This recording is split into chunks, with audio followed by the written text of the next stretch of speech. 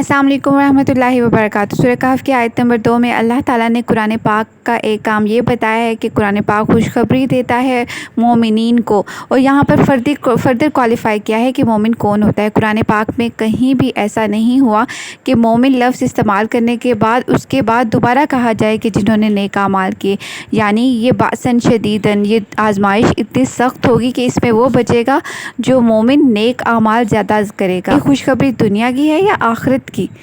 ماکثین فیہ ابدا، کہ یہ اجر جو اچھا اجر ہے جس کی خوشخبری مومنوں کو ہے، یہ دنیا کا نہیں آخرت کا ہے۔ ہو سکتا ہے دنیا کی جو مادی اشیاء ہیں وہ مومنوں کو نہ ملیں، دیکھنے میں لگے کہ مومن ناکام ہے، لیکن اصل میں ایسا نہیں ہوگا۔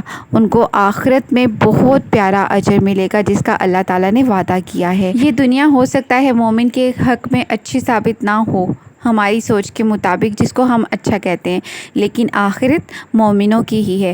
اللہ تعالیٰ ہم سب کو دنیا اور آخرت کی تمام بھلائیاں نصیب فرمائیں۔ السلام علیکم ورحمۃ اللہ وبرکاتہ۔